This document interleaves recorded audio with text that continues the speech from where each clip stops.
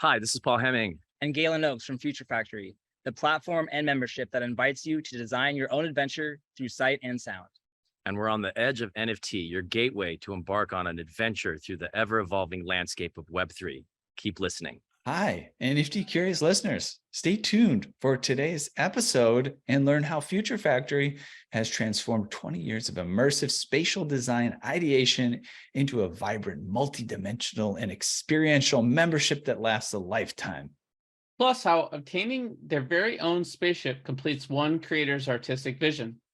And hear how BNV is bringing fashion to Web3 through NFT-backed ecosystems that take fashion to the outer edge and beyond. And before we roll on, don't forget that our Outer Edge LA event recently returned to LA March 20th to the 23rd, 2023. You can now catch up on all the discussions, presentations, and more. You can head on over to watch.outeredge.live and register with just your email address. Then you'll have access to over 60 captivating conversations and performances. Binge watchers are welcome. Netflix, watch out. See you inside.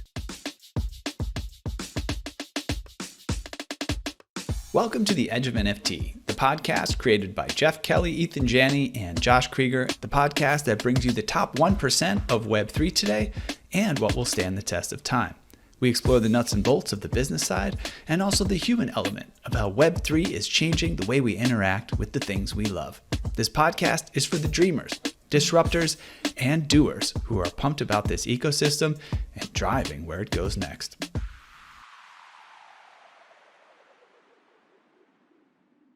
Today's episode features Paul Hemming and Galen Oakes, two deeply creative minds behind FutureFactory, a venture that's redefining the landscape of immersive music and art.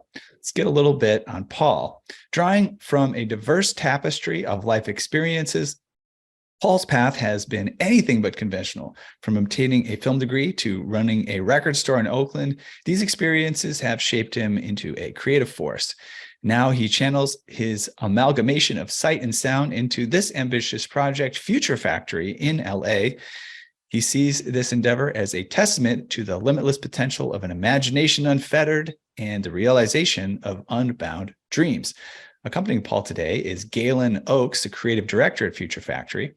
Galen is a visionary digital architect from Northern California, blending tech, humanity, and nature.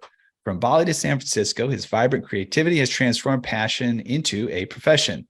With notable ventures in music, fashion, blockchain, and Web3, Galen's groundbreaking NFT project showcased his unique style and AI expertise. As a creative director at FutureFactory, he shapes narratives integrating Web3 and AI across diverse initiatives. Together today, we'll explore FutureFactory. It's a lifetime membership space that merges a nightclub, art gallery, marketplace, yoga studio, and more, offering an extraordinary immersive and communal experience. FutureFactory has roots in 3 distinct cities, each echoing a different facet of this artistic convergence. It's worth mentioning, if you're listening on the podcast, you can catch the video and you can see Paul and Galen live in FutureFactory space, which is really incredible. And we also had the opportunity to partner with FutureFactory as part of Outer Edge LA this past year, and it was an incredible partnership. Paul, Galen, welcome to Edge of NFT.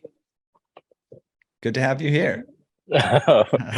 Technical difficulties. Welcome to the FutureFactory. Thank you for having us. I mean, it's a pleasure to be here with you guys. Yeah, man, this has been one I've been excited to have on the books for a while. It was such a blast to hang out with you guys at FutureFactory for the whole week of Outer Edge and have you guys at our event. And I remember that first moment that we met, and I was like, now that I'm like reading your bio or hearing your whole bio, I'm like, man, I knew Paul reminded me of someone. I think his name was like Richard Branson or something like that. In terms of, I wonder if you guys have some of the same DNA. Oh, definitely an inspiration. Absolutely. Richard, Elon, I mean, they're all truly inspirational entrepreneurs on the planet, really pushing the frontier. And, we're excited to be doing our own experimentations here in this project. I mean, it's been a 20-year journey for me, so it's really exciting to be in LA. The energy here is so inspirational. There's so much creative energy. And so we're just excited to be here, making a lot of progress. You can see the rooms come to life here.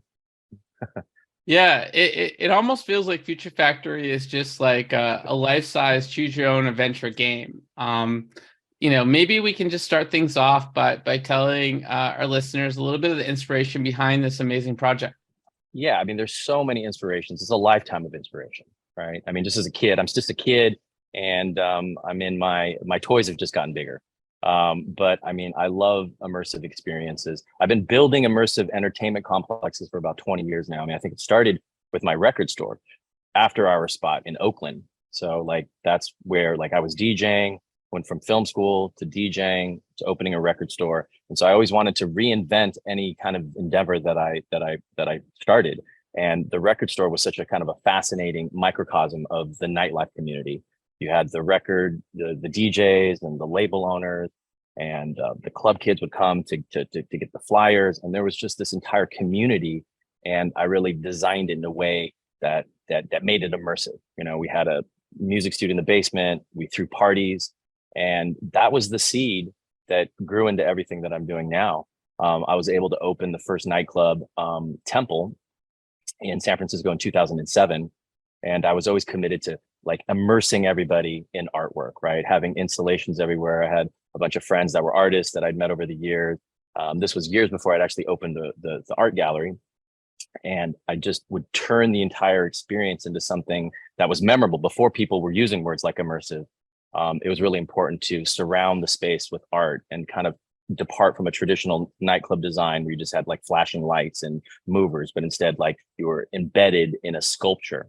And, my fascination with art began at an early age too. I started collecting stamps. So I guess those are the original NFTs or stamps, and then it went to baseball cards and comics. And now I trade, actual art pieces. So there was a natural kind of fusion of like music and art have been the two driving forces of my creative process. Like music has always been for me a spiritual experience. Music, like, the record store was called Zen City Records, and music was always like a Zen state of mind for me. I mean, being at the oneness, with the moment. And so that's kind of the original brand. And then artwork just blew my mind. Certain pieces, I didn't go to art school, but like I was drawn to certain types of art, art that could crystallize the, unfathomable, something that just spoke to you instantly and just wanted you to gaze into it and try to understand it. And so I've spent the last 20 years blending these two passions together, and, it's continued to iterate and evolve. The nightclub has given me the ability to experiment at a high level with all these different business modules. Nightclubs can be very wasteful in the use of space. A lot of times it's a Friday or Saturday for 4 hours where it comes to life. But other than that, it's empty. And so I was always looking for different ways to throw events. So then I came up with the co-working component, brought in a bunch of entrepreneurs in there. It was a membership model similar to WeWork. I was able to take money from the nightclub and start investing into different tech companies as well. We had our own incubator. And so I invested into different companies that were in music and entertainment technology. And it was a perfect kind of synergistic ecosystem, daytime, nighttime. There was a health and wellness component. Yoga instructors would come in sometimes and, offer to be able to teach yoga classes in the space during the daytime. So I was always looking for as many different ways to evolve and adapt the space and give people a reason to stay like all day and all night. In 2015, we were able to orchestrate our first phase of what I call cell division of mitosis, taking the DNA of the 15 years of experimentation at that point and drop it into Denver. We didn't really have much experience or knowledge of Denver, but our plan was to take this and around the world. And so Denver just became the first city that we chose to do that experiment in. And, it blew up. We have the number one nightclub in Denver, and it was really exciting to see the community grow around the project. And then the pandemic knocked it all down as it did to everything. So that was a really challenging moment for the entire world. But I mean, for the organization, I mean, I watched 20 years of entrepreneurial effort all kind of crashing down. So, it was tragic for everybody, and it was definitely a dark time, a lot of Humbling. uncertainty. The It was pandemic was humbling. humbling for everyone, almost everyone. Yeah. Everyone. And so I had to, sit with just that reality of watching everything that I spent my lifetime building, potentially disappear forever. But what started out actually destructive ultimately became a creative process. And, we got lucky with some government stimulus money to come back. And, we decided to come down to LA. And so I got a 2-year break. I got to watch, all the building blocks of all of my experiments in front of me, and, the incredible opportunity to come back. And LA has always been a dream of mine to come down here. And this was the moment that we seized to bring the Future Factory down to LA, which is the new concept, which is the amalgamation and the merging and synthesis of everything that we've spent 20 years doing. Yeah. And I think, sounds like there's two. I was going to ask you what the secret here is. We got yoga probably a little bit, and then the 20 years of experience, but I don't know how else you're going to pull off all this stuff without getting very stressed out. It's very relaxed. It looks all relaxed there, but I'm sure it takes a lot to put this together. Fortunately, Paul has an amazing team, including Galen. And I imagine, Galen, you were sucked up into the Paul Hemming vortex at some point along the journey. I actually met Paul 14 years ago. I'm from Northern California originally, and came down to San Francisco with a camera and was just cruising around San Francisco. So fascinated by the city. I'd never been in a city before. I grew up in a very rural part of California. And so I was going everywhere with my camera, and went into Temple nightclub one night and was taking photos just for fun. And I ended up taking photos of the current marketing director at the time, Jenny Dozier. And so Jenny is like, "Oh, these are great photos. You should come work for us." And so I started taking photos once or twice a week. And then I started taking video. I had a 5D Mark II, which kind of revolutionized digital video at the time, and started doing video. And Paul liked the video. And then I created Temple TV. I created a WordPress website called the Temple TV, and was hosting all the videos that I was taking. So me and Paul go back 14 years. We went our separate ways. Since then, I've been an artist, an entrepreneur, always fascinated with technology, discovered AI over the summer. When Paul came down to LA with Mirrors, we kind of reconnected and then had a conversation in January. And he's like, "I have this project called Future Factory. I want to create a membership layer to it. I want the memberships to be NFTs." So I came on as an advisor, and we started talking about how we could make these memberships unique and use AI to power them. Yeah, so I would really love to hear kind of about what you guys are thinking in terms of this lifetime membership concept. Would love maybe from Paul a little bit of a rundown on, why you chose to do a lifetime thing and what you envision there. Yes. So the membership model has been an experiment that I've done over the years. I mean, we made an app probably about 8 years ago for the nightclub that people could download. And it was a way that, we were gamifying the experience. So this is in the Foursquare days, like you earn points for showing up. You could check in on Facebook. You could put friends on the guest list. You could upload photos, and we had a way to, to keep track of points for all of this, and then you could, earn different rewards. So there was that experiment that we did for a couple of years, and then we also had a God and Goddess membership card that we would give out to different friends. And so if they just showed up, they could flash the card. They had a private line, come right in. It was a way for the club to know friends that I had, and different promoting partners that we had. And so I'd always wanted to launch a membership model. And with the Future Factory, the whole intention is building this lifestyle brand. And it's all the things that I want in my life, all the things that the quality of life that I want, right? I want music and art and creativity and community and wellness. And I want to offer that to everybody that comes here. And the idea of the lifetime membership was, how do I just offer something so over the top, just full of value, right? Because I was like, I love this line. I was like, unlock a lifetime of utility, right? Choose your own adventure. That was my favorite book as a kid. And it's just like, life is an adventure. And, what choice do you want to make? unlock a lifetime of utility. So I thought I would just go over the top with like, because I was studying all the NFTs, right? Fascinated by art. As soon as NFT jumped on the scene, I was like, researching it. I'd had this concept for this fractional museum concept about 5 years ago that I was working on, where you could like own a piece of history. I was going to fractionalize, like a collection of art that you could buy into and own a piece of. And so when I was studying all of the NFT projects and looking at, PFPs and, and grasping how utility was really the future, and that's really what people wanted. And that so much of what happens in these projects, I see a lot of empty promises, or, promise like some cool utility down the line. We'll throw some cool party. And I just had this moment where I was like, wow, we have built all the services and experiences that people want already.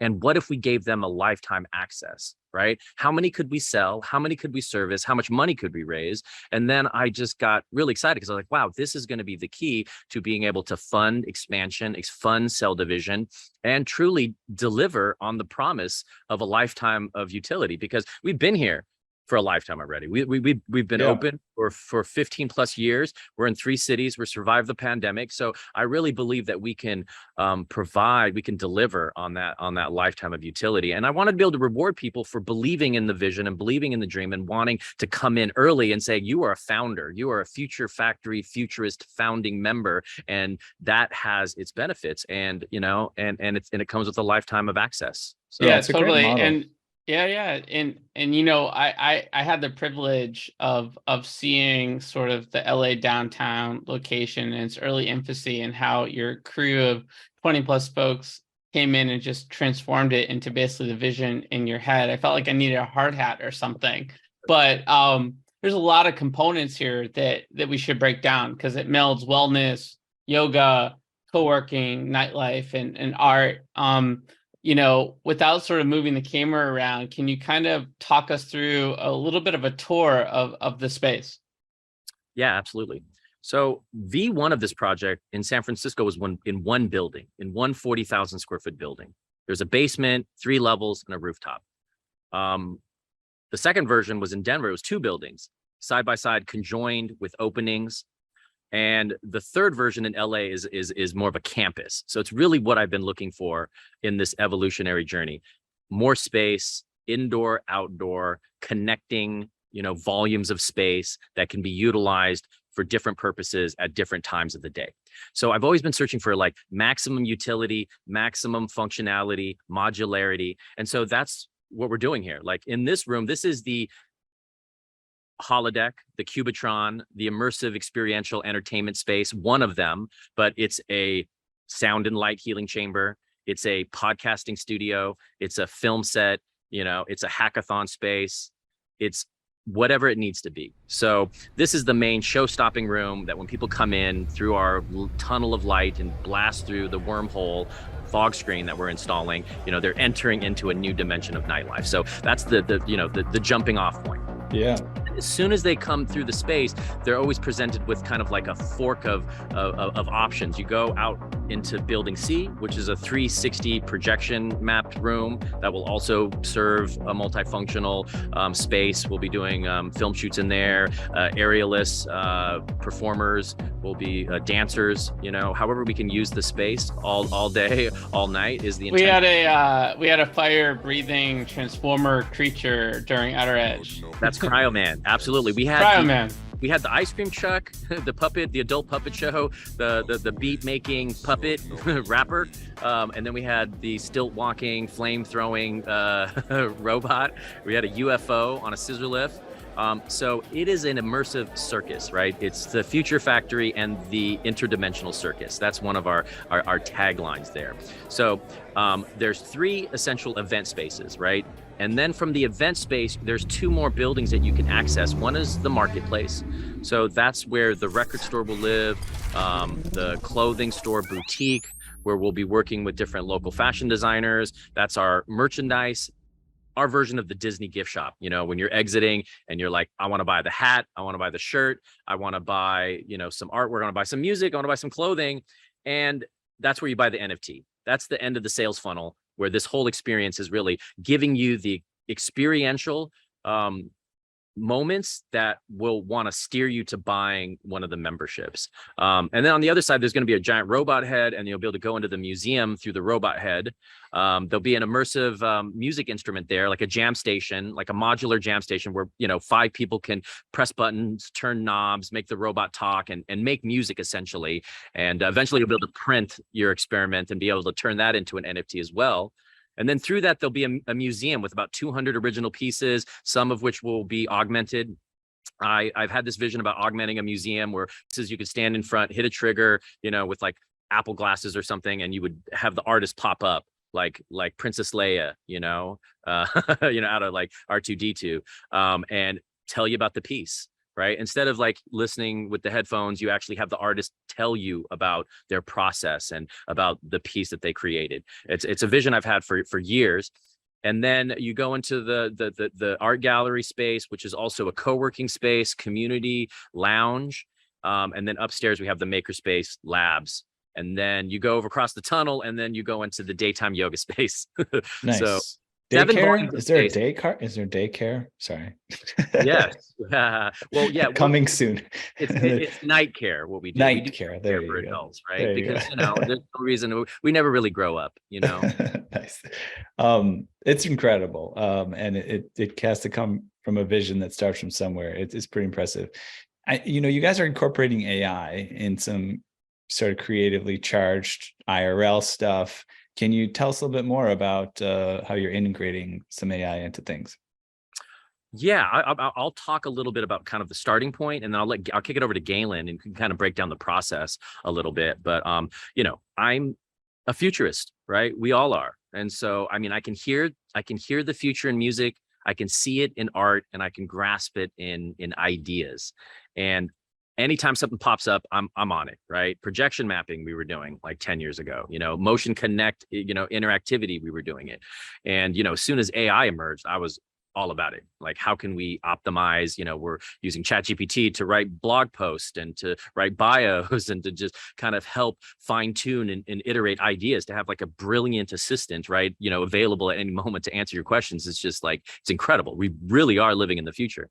And, when it came to the NFT side of things, we've done a bunch of experiments. I've always wanted to create, I thought, how cool would it be to do completely original NFTs? So much of it is just like a templatized thing. There's a certain formulaic approach where, there's some creativity, but I thought with Midjourney, there was an opportunity to create 10,000 completely, one of one avatars, and to also give the customer the ability to choose what they identify with, right? So much of it is like randomized, and then you have to trade the one that you have for the one that has the same hair color as you, or it's like, you see that happening, right? That demand for having something that is a reflective of what you identify with.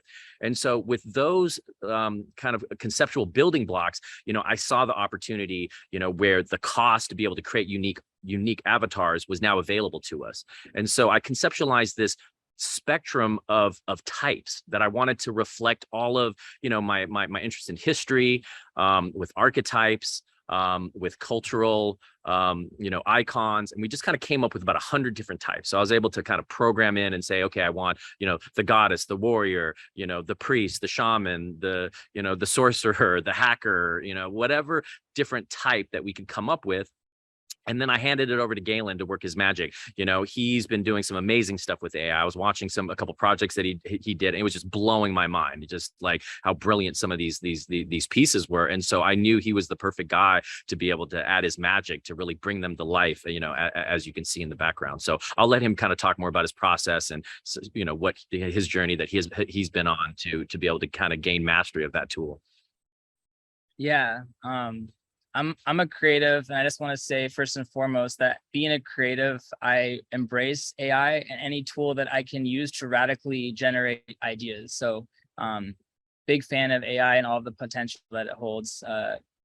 I worked on an NFT project about 2 years ago that Paul saw. It was actually like live generating avatars and then 3D scanning them. He saw that, and with that project, along with some of the Midjourney art that I was creating over the summer, it began our conversation. But I think to date, I've clocked around 400 hours on Midjourney since July. and, you know, tens of thousands and thousands of art pieces. And when we were starting to talk about the membership, you know, the utility isn't in the art. It's extracted over time through coming into the experience, which is the Future Factory. So we didn't really need to worry about rarities and attributes and all of those things like that, because every avatar gives the same utility. It's the same gold. So we thought, we were playing around with the idea of doing one-on-one avatars and using Midjourney to generate all of them. So for the first collection, we created 1,111 one-of-one avatars. There's 50 different categories and about 20 different variations of each category, and they're incredible. I used the 2 prompts that I used in every avatar was 50 millimeter to define the framing of the art, and Octane render to define the style. In between those 2 prompts, I got really psychedelic with words that were all attached to the foundation of the characters that Paul provided me. So Paul kind of gave me you know, characters and different types of beings that he wanted to create, and then I got really psychedelic with the prompting. Yeah, I really appreciate that. You know, I think we could mention this, Josh. I mean, we will be releasing an AI podcast soon. We'll just put that out there. So just to tease that. But this is the type of thing we want to talk about on there in some cases, is just the interesting use cases people are doing. I think a lot of us have messed with Midjourney a little bit, but you know, you've gone a little bit deeper and been able to pull off some really cool stuff that I think the average person can't. So there may be a deep dive with Galen at some point in the near future. And for full disclosure to our audience, we are members of Future Factory, and we had a chance to go through the minting process and choose avatars that represented you know, the likes and interests, passions of our team, and some pretty special ones popped up. So some incredible art that we'll show our audience visually if they're listening on YouTube or Sling TV. So with that, sort of sum it all up, you guys are doing some incredible stuff. You have a grand vision, and there's a really ambitious roadmap going forward too. And Paul, I'd love to sort of just touch on any of the partnerships, artist collaborations, or other features in the future of Future Factory. That's a tongue twister there. Yeah, absolutely. You know, we've been, you know, under construction for about a year now. The grand opening, some moving target of sorts, but we're approaching that date. I think we're going into a 90-day march here, beginning June 1st. But in the meantime, we've really just been opening up the space, doing a few select events, and just seeing kind of who shows up, right? We really want to build the community organically, right? So it's like we're curating all of these different interconnected communities. And part of, sorry, we're curating all of these interconnected communities, and there's different verticals, right? We have the nightlife community and the art community and the wellness community and the Web3 community. And so with that commitment, we're really lining up a bunch of partners, some incredible people that we met at the Outer Edge event. That was really inspiring, and it was really great to be there and spend like 2 or 3 days, just like every single day we were there, we're meeting incredible people. So we want to be the hub for Web3. Like, we want to be able to provide the space for all of the communities to come in and throw their, you know, IRL events. We've mastered that part. We know how to throw events. We have the space for it. We want those communities to come in. And so right now, you know, we're planting seeds. We're planting interdimensional seeds. The more the merrier. You know, if there's anybody that has a project that wants to, you know, hit us up and plug in, I mean, that's what we want to do. We're really here to support all of the vibrant, you know, cultural, you know, threads in this incredible city.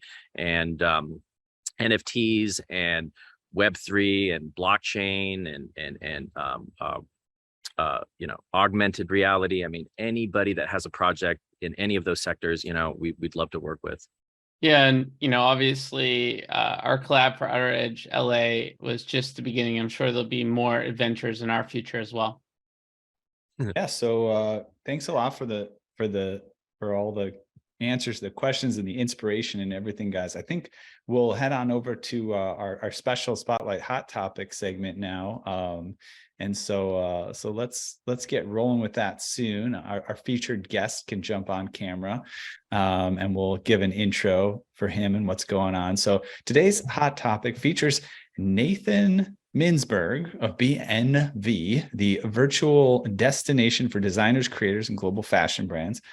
Nathan is a trilingual content producer and creative strategist with over a decade experience in Asia, Europe, and the Middle East, with an affinity for mediated semiotics and audiovisual experiences, elevating human agency. He has worked on high-profile projects in film and TV production, advertising, PR, and journalism.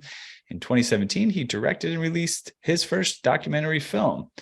Nate, welcome to Edge of NFT. We're excited to talk about this. Thank you for having me. Yeah, Beautiful. it's great.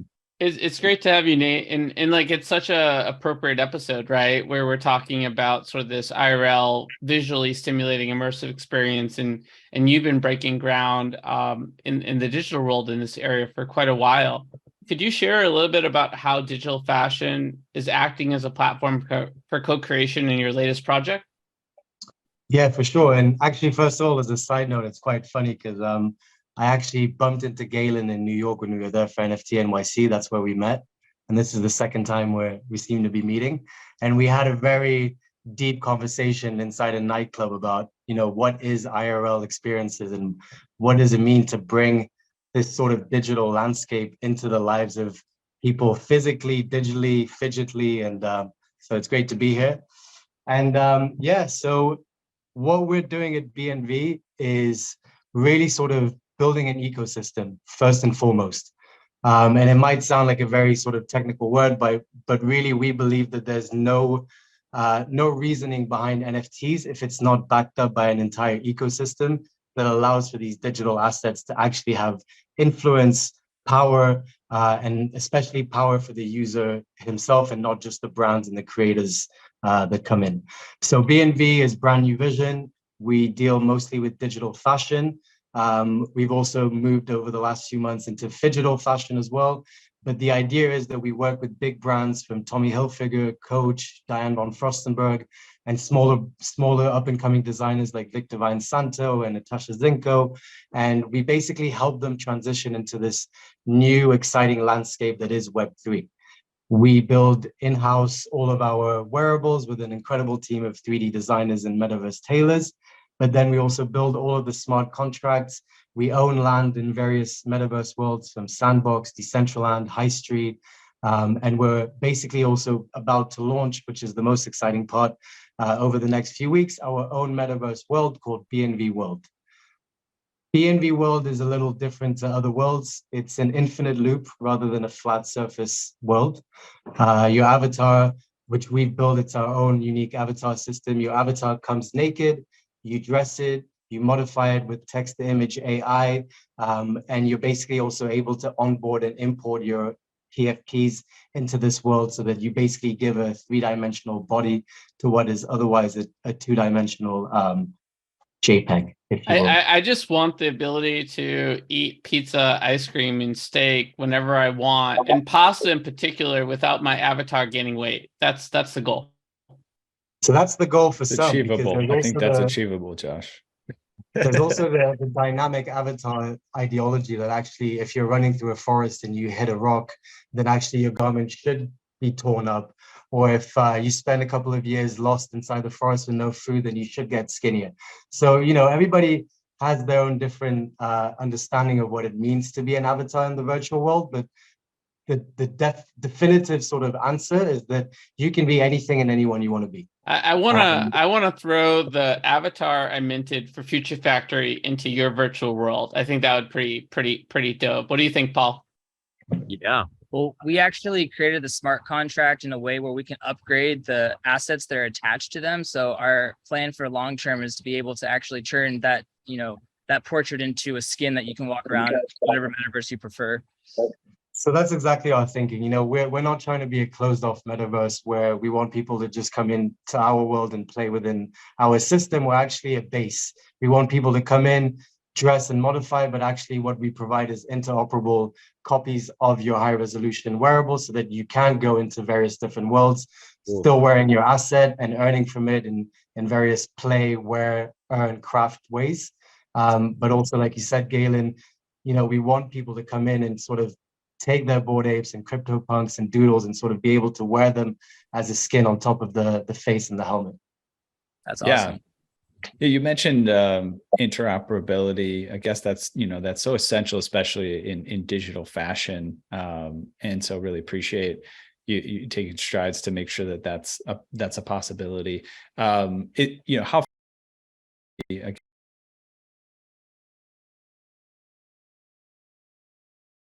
visually stimulating immersive experience, and you've been breaking ground in the digital world in this area for quite a while. Could you share a little bit about how digital fashion is acting as a platform for co-creation in your latest project? Yeah, for sure. And actually, first of all, as a side note, it's quite funny because I actually bumped into Galen in New York when we were there for NFT-NYC. That's where we met. And this is the second time where we seem to be meeting. And we had a very deep conversation inside a nightclub about, what is IRL experiences and what does it mean to bring this sort of digital landscape into the lives of people physically, digitally, fidgetly. And so it's great to be here. And so what we're doing at BNV is really sort of building an ecosystem, first and foremost.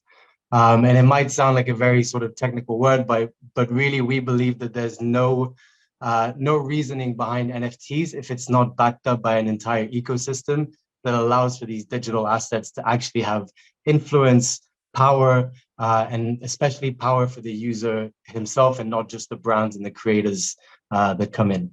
So BNV is brand new vision. We deal mostly with digital fashion. We've also moved over the last few months into phygital fashion as well. But the idea is that we work with big brands from Tommy Hilfiger, Coach, Diane von Furstenberg, and smaller up-and-coming designers like Victor Vine Santo and Natasha Zinko. And we basically help them transition into this new, exciting landscape that is Web3. We build in-house all of our wearables with an incredible team of 3D designers and metaverse tailors. But then we also build all of the smart contracts. We own land in various metaverse worlds from Sandbox, Decentraland, High Street. And we're basically also about to launch, which is the most exciting part, over the next few weeks, our own metaverse world called BNV World.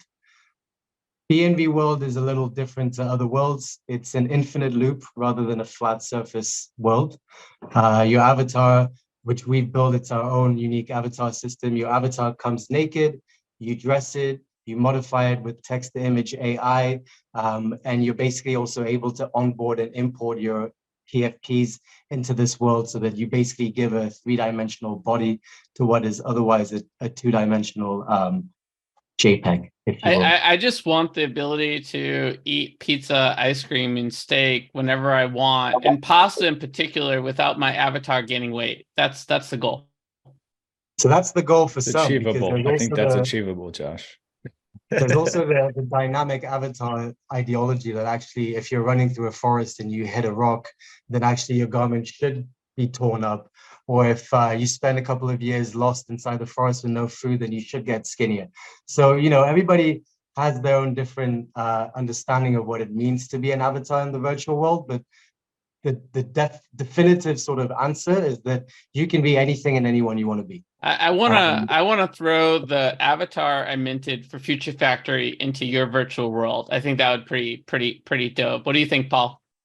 Yeah. Well, we actually created the smart contract in a way where we can upgrade the assets that are attached to them. So our plan for long term is to be able to actually turn that, that portrait into a skin that you can walk around whatever metaverse you prefer. So that's exactly our thinking. We're not trying to be a closed off metaverse where we want people to just come in to our world and play within our system. We're actually a base. We want people to come in, dress and modify, but actually what we provide is interoperable copies of your high resolution wearables so that you can go into various different worlds, still wearing your asset and earning from it in various play, wear, earn, craft ways. But also, like you said, Galen, we want people to come in and sort of take their Bored Apes and CryptoPunks and Doodles and sort of be able to wear them as a skin on top of the face and the helmet. That's awesome. Yeah, you mentioned interoperability. I guess that's that's so essential, especially in digital fashion. And so really appreciate you taking strides to make sure that that's a possibility. How far along are you in terms of making interoperability possible, and some of the challenges and looking into the future of how that works? For sure. So we are already making interoperable digital assets. A lot of it is done manually through hard labor in-house. That means that you buy a high resolution, and then our team of designers converts it into voxelated format, low res for DCL, and so on and so on. What we are currently working on in-house and are very excited about is finding a way to scale up this process through, of course, our favorite two letters, AI, and doing so by basically training machines to learn the different aesthetics of different worlds, and allowing that process to be done a lot more automatically, if you will. Very cool. And we met you and the rest of the team recently, and this is sort of hopefully the beginning of many more adventures to come. We're really excited about the adaptation of real world use cases to traditional fashion brands, and you guys are pioneering in that way. But before we adjourn this sort of beginning conversation, would love to talk a little bit more about the role of tokenization and BNV and how it impacts the digital fashion ecosystem. Yeah, so tokenization is everything. We're not trying to do agency work of beautiful videos and 3D sort of content. Everything for us goes through tokenization because, we believe in co-creation. So a brand offers a product, but then the end user should be able to modify it or play around with it. And also, most importantly, earn passively or actively through different digital experiences. So tokenization in simple terms, it's your authentication, your certificate of ownership, but it's also your membership. It's where, you can rack up points. It's where you can be told that, this is London Fashion Week, and right now you get exclusive access to the Marc Jacobs show just because you're a G holder from the BNV membership team. So these sort of like exclusive access passes and experiences is something that we're definitely bagging a lot on. And the second part is that we really believe that where fashion is going in the digital landscape through AI and all of the different game engine abilities that you have to create, that brands are going to have to become more and more comfortable with the idea of creating together with their customers rather than ahead of the trends, if you will. Right on. Yeah. Exciting to hear about and envision and look forward to kind of playing around, and especially the metaverse sounds really cool. Unfortunately we have to wrap the segment. We don't always have a lot of time for the hot topic, but before we roll, can you give folks an idea where they can go to find out more, to follow along and keep abreast of the story? Yes, definitely. So head over to bnv.me. And you'll find out everything you need about BNV. And excitingly, watch out, because over the next few weeks, we're launching the Me ID station, MEID. And that is essentially the first phase of BNV World, which is the wardrobe system, avatar creation station. And you'll be able to do a lot of fun things in there, including, as I mentioned, text-to-image modification of garments, and onboarding and importing of your PFP personalities. Very fun cool stuff. Thanks a lot for. Yeah, go ahead, guys. That sounds incredible. I mean, whenever you want to do a fashion show here, we could do a phygital fashion show here at the Future Factory, right? Where we could have a actual in real life fashion show and then, simulcast it in the metaverse. We've actually working with these incredible partners called Red Pill VR. They have some mind-blowing tech, and they're streaming. They have a DJ setup where DJ shows up and he records a set and streams simultaneously into the metaverse where you can meet with friends all around the world. And I think if we did a version of the fashion show with that technology, I would love to. This is exactly the kind of experiences we want to do. We do everything from holograms, AR filters, metaverse activations, and I'm pretty sure I handshaked with Galen at some point a few months ago that we would work together, so it will happen. Yeah, Okay, the All digital right. fashion show. I don't think I've ever heard of it, but it's got a nice ring to it. Great to see Yeah, you. yeah. Love it. Count us in. Well, thanks so much for joining us, and we'll talk soon, Nathan. Thank you very much. Catch you later, Nathan. Well, it looks like it'll be fun to head on over to our quick hitter segment this time around. And I think what we can do today, since we have two guests, we'll try to squeeze it in. We'll hit both of you with these questions, but we'll try to keep the answers extra brief. Here's an idea of what quick hitters is. It's a fun and quick way to get to know you guys a little bit better. We're looking for just a short, single, or few word response, but feel free to expand if you get the urge. You guys ready? Yes, sir. Let's go. Very nice. All right. Question number one. We'll go to Paul first. Paul, what is the first thing you remember ever purchasing in your life? A toy space gun in Taiwan. One of those little like toy kind of space guns In Taiwan. in Taiwan. Yeah, Not that's made in what- Taiwan, but in Taiwan. I was made in Taiwan. I was made in Taiwan. You were made in Taiwan. Taiwanese The space gun might have been made in Taiwan too. Do you have like a tattoo of says made in Taiwan, like on You the know back what? of your neck or something? I was thinking about getting one. Just You got 'cause it. a lot You of got pride. it. Don't come back and tell and complain to me though if it gets old. All right, go down over to Galen. What's the first thing you ever purchased in your life? This is probably not the first thing I purchased, but the first thing that I remember is Dr. Dre, the Chronic 2001 CD. Nice. That is OG, man. I love it. All right. We'll go right back to you, Galen, for this one. What is the first thing you remember ever selling in your life?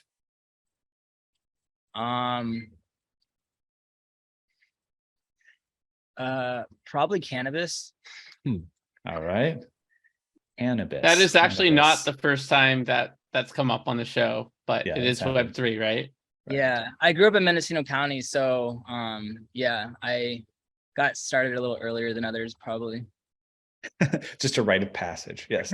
All right. Question number two over to you, Paul. What's the first thing you remember selling in your life? I was quite the budding entrepreneur early on. I think when I was in second grade, me and a couple of the neighborhood kids would go around collecting all the cans and bottles because you could actually, we'd just build stockpiles of them. And then our parents would take us to the, recycling center and, get like $2. And then I take that to like Safeway and play, asteroids. Nice. Yeah. Cans and bottles versus cannabis. Nothing has like that. changed really. Video games, Yeah. toys, space. I'm just a big kid now. Nothing's Love changed. it. There you go. All right. Well, back to you in this one, Paul. What is the most recent thing you purchased? The most recent thing that I purchased, I've been buying a bunch of modular synthesizer gear. So I've been going down the modular rabbit hole, which is essentially creating your own instrument and tuning in the aliens. Very cool. And Galen, what about you? Last thing I purchased was a subscription to a third AI note taker so that I can compare which one I like the best. Nice, right. nice. A little ABC testing there. Firefly. I purchased Firefly. I've been using Otter and Supernormal, and I like Supernormal the best so far, but they don't have an app like Otter, so I'm just trying to figure out which one works the best for my use case. Well, we were a bit frustrated because your otter was trying to join our podcast recording. AI's already trying to take always- over. It's already trying to take over. All right. On to question. Yeah, I go had ahead. some kind of AI summarize a meeting I was just in, and I don't even remember subscribing to it. So there's something there. I don't know what's going on. All right. So Galen, what is the most recent thing you sold? Most recent thing I sold was a drone. I sold a drone that I'm not using anymore. Nice. You got an upgrade?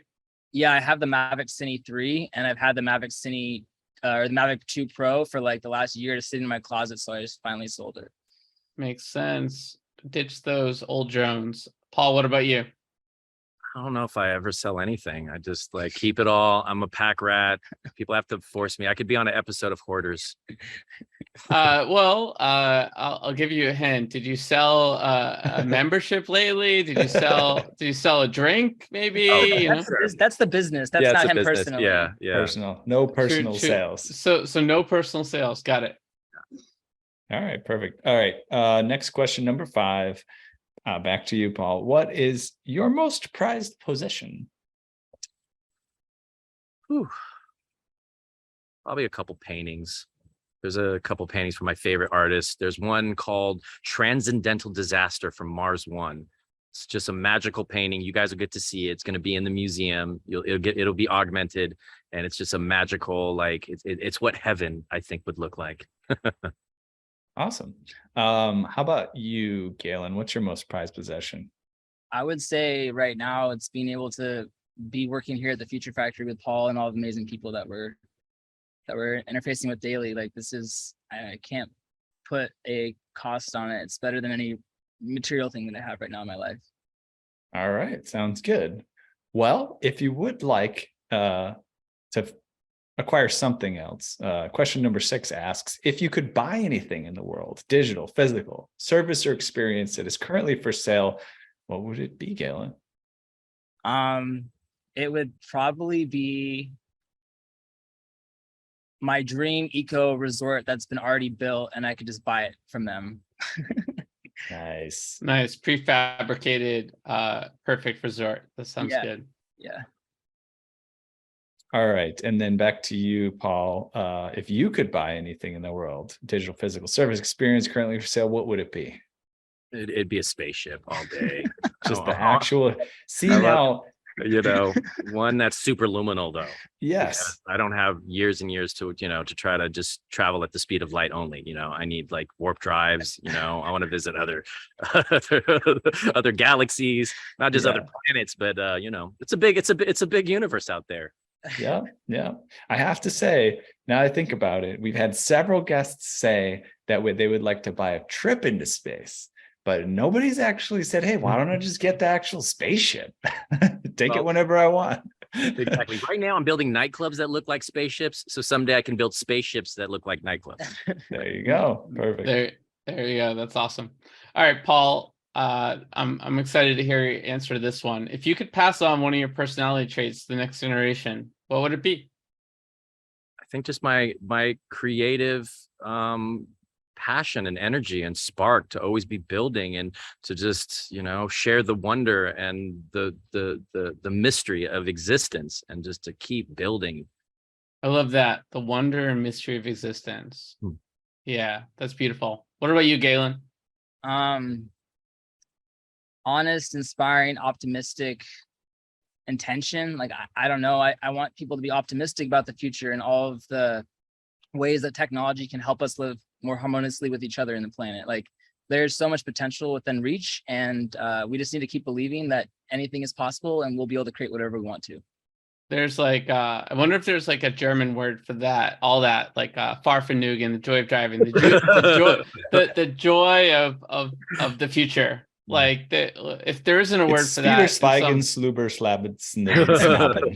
there you go, like that. Yeah. And back to you, Galen. If you could eliminate one of your personality traits from the next generation, what would it be? Overthinking. All right. Well, you didn't overthink that answer. Yeah.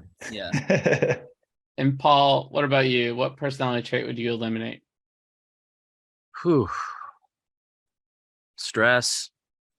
Kind of stress is always a perpetual battle. Yeah.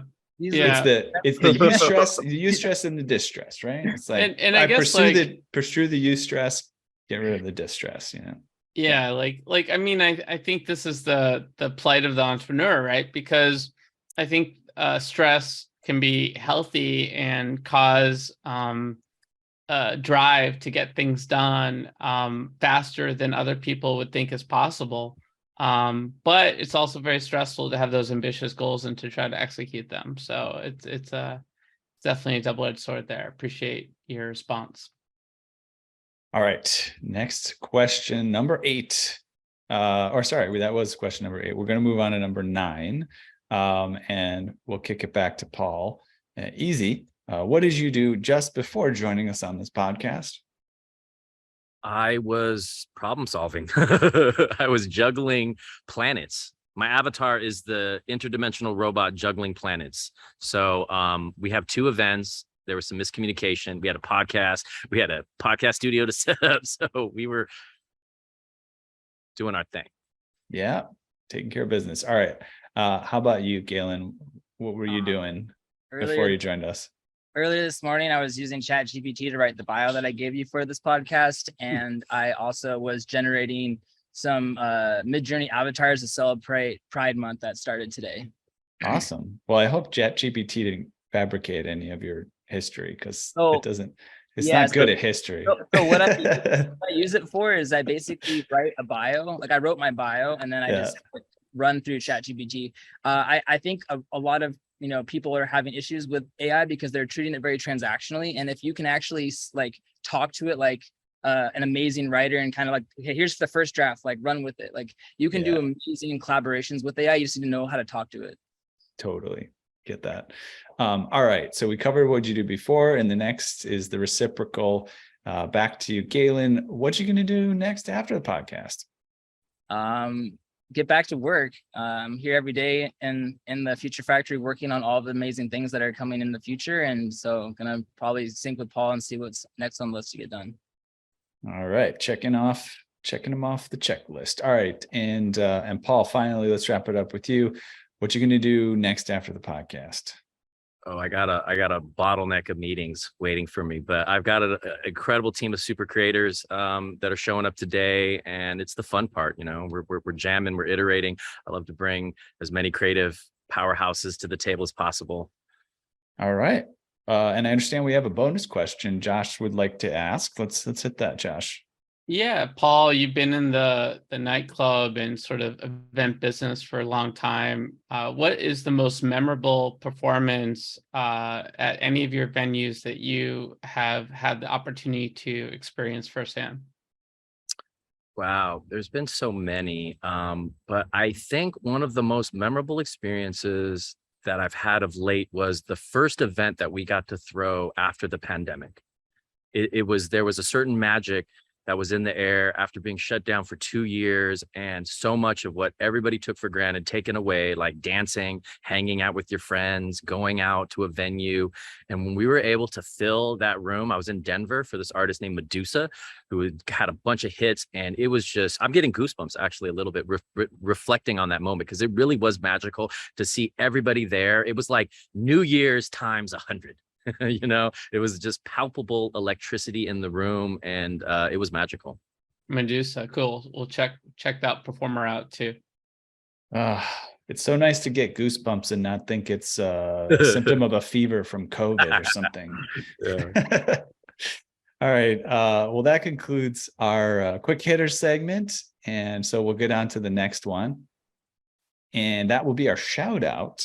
So we like to give you guys an opportunity, one or two people or projects or anything you think might be fun to shout out. We can give them a tag on the socials or something. Anybody come to mind, Paul or Galen? I mean, I just want to shout out my team, my incredible team that I would not be able to do this without. It's, I have the vision and the dream, and I get to build a container, but it'd be nothing without all of the incredible visionaries. I'm a leader of leaders. And so there's just so many people that have helped contribute to this project, really 20 years of people. Awesome. Love it. Anybody for you, Galen? Yeah, I was just gonna mirror Paul, all the people that we're working with daily to bring this vision to life. From Irene handling Mira's art gallery and all the special events, Melissa's special events.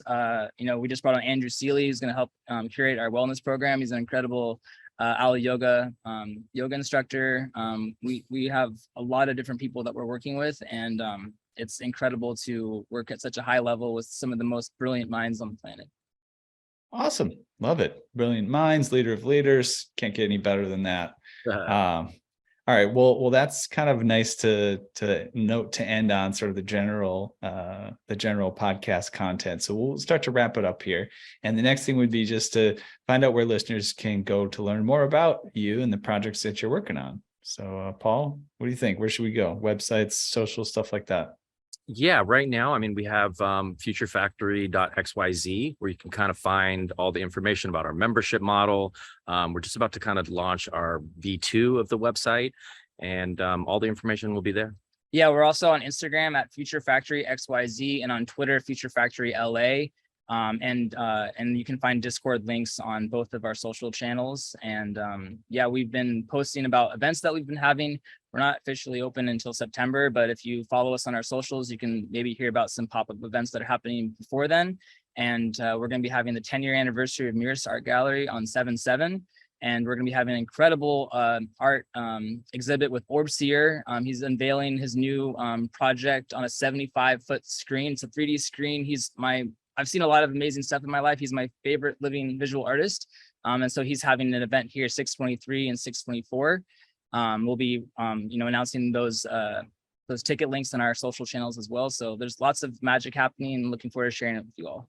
Yeah, that's going to be a great one. I actually heard about that from one of the individuals with whom he collaborated on his first exhibit. And they said that, it got so big they had to move it to a new venue. And I was wondering, I wonder what venue that is. I wonder if it's Future Factory. So confirmed.